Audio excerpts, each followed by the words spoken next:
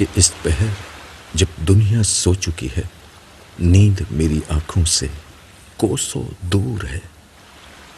وجہ یقیناً 16 دسمبر 2014 کے دن معصوم بچوں کے قتل عام کا واقعہ ہے۔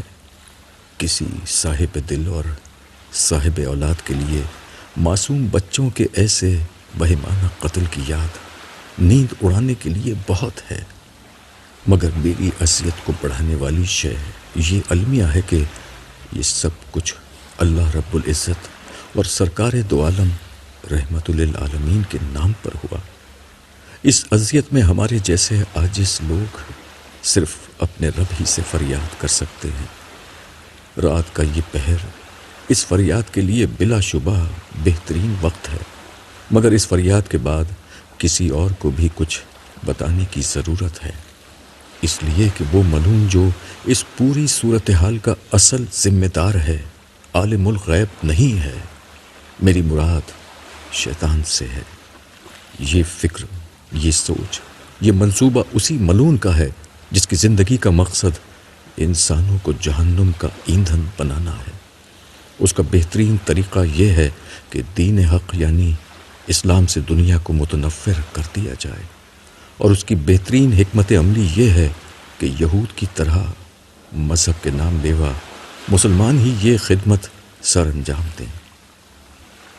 پچھلے برس جب یہ واقعہ ہوا تو اس کے بعد میں نے آخری جنگ لکھنے کا عزم کیا تھا، اور رب العزت کی عنایت سے شیاطین کے سارے منصوبوں اور اللہ کی منشا کو اس کی کتاب قرآن مجید اور اس کے حبیب کی سیرت کی روشنی میں آخری جنگ میں کھول کر لوگوں کے سامنے رکھ دیا ہے۔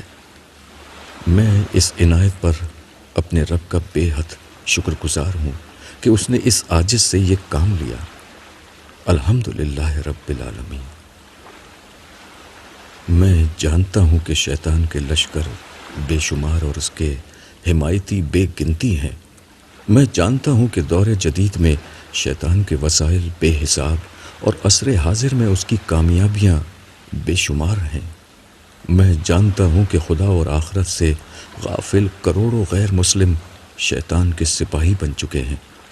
میں جانتا ہوں کہ لاکھوں قوم پرست اور فرقہ پرست مسلمان اس کی کٹھ پتلیاں بن چکے ہیں، مگر اہم بات یہ ہے کہ ان سب کے مقابلے میں تنہا خدا، ایک خدا ہی کافی ہے۔